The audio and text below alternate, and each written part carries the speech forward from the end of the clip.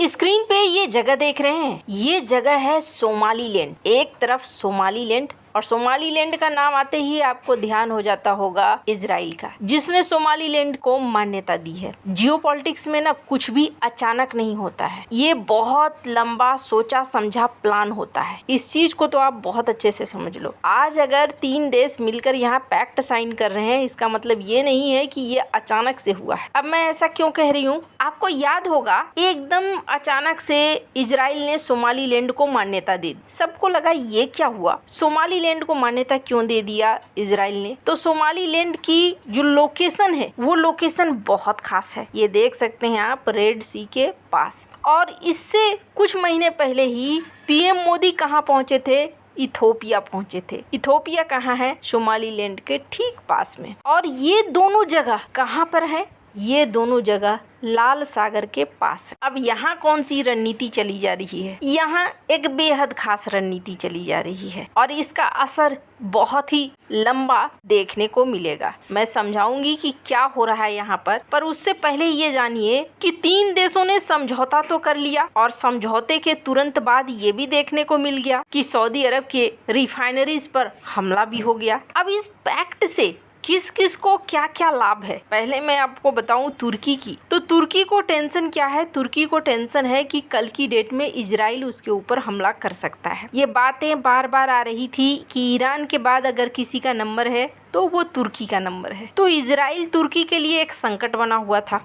दूसरी चीज ये थी कि तुर्की को इस इलाके में घुसना भी था, अपने प्रभाव को जमाना भी था। और अगर पाकिस्तान की बात करें तो पाकिस्तान को इस ग्रुप की ज़रूरत ज़्यादा है। इसलिए ज़्यादा है क्योंकि पाकिस्तान सोचता है कल को भारत ऑपरेशन सिंदूर 2 न कर दे, और अगर ऐसा होता है तो उसके लिए मुश्किल होगी। हालांकि जब पाकिस्तान के रक्षा मंत्री से सवाल किया गया तो उन्होंने नो कमेंट्स कह दिया इस मामले में। अब नो कमेंट्स क्यों कहा, नो कमेंट्स इसलिए कहा क्योंकि वो जानते हैं सऊदी अरब भारत के खिलाफ नहीं जाएगा। फिर क्या हो सकता है, सऊदी अरब से क्या ये पैसे ले सकते हैं। जहाँ तक बात है तुर्की की, तो तुर्की ने ऑपरेशन सिंदूर में भी मदद की थी और आगे भी कुछ होगा तो तुर्की पाकिस्तान को सैन्य सहायता देगा, लेकिन कभी भी सीधे युद्ध में नहीं कूदेगा।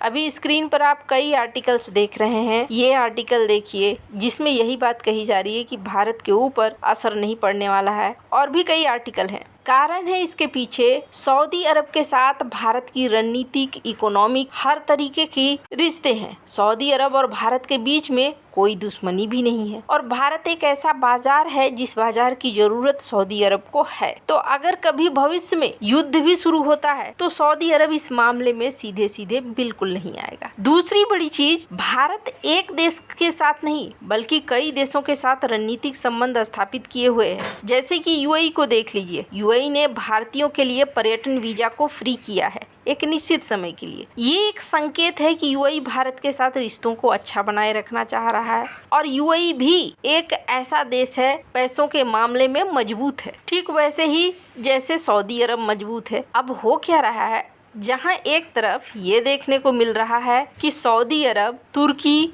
और पाकिस्तान बैठक कर चुके हैं, एग्रीमेंट तय कर चुके हैं, वहीं दूसरी तरफ ये भी देखने को मिल रहा है कि इजराइल भी, स्क्रीन पर एक आर्टिकल देखिए, इजराइल के मंत्री का कहना है ग्रीस, साइप्रस, सोमालीलैंड के साथ हमें अपने संबंधों को और भी ज्यादा मजबूत करना होगा। अब सोमालीलैंड के साथ अगर इजराइल की एंट्री सोमालीलैंड में होती है तो क्या होगा, सबसे ज्यादा खुश इन तीनों में से कौन होगा, तो आपको बता दूं सबसे ज्यादा खुश कोई अगर होगा तो वो सऊदी अरब होगा।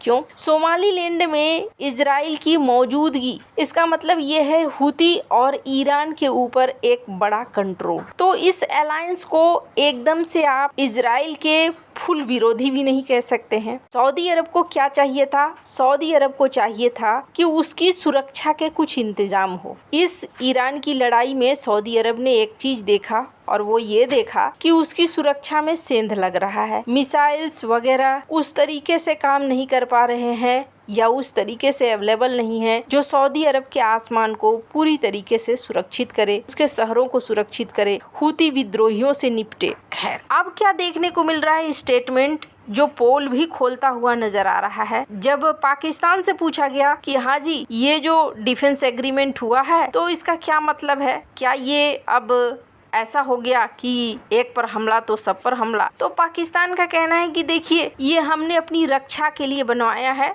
और हम किसी देश को टारगेट नहीं कर रहे हैं। खास करके ईरान को लेकर पूछा गया तो यहाँ पर इन्होंने, इसाक डार ने एकदम से साफ साफ कहा कि नहीं, हम किसी पर हमला करने नहीं जा रहे हैं। दूसरी तरफ फिदान, जो कि तुर्की के रक्षा मंत्री भी हैं, उनका कहना है कि ये समझौता ईरान को अटैक करने या एलिमिनेट करने के लिए नहीं बनाया गया है। यानी तुर्की ये साफ कर देना चाहता है कि सऊदी अरब, पाकिस्तान, तुर्की का ये म्यूचुअल डिफेंस अरेंजमेंट किसी एक खास देश के खिलाफ कोई अलायंस नहीं है। अच्छा, इसका क्या मतलब है? इसका मतलब ये है कि सऊदी अरब पर ईरान कितना भी हमला करेगा, तुर्की सऊदी अरब की मदद करने के लिए नहीं आएगा।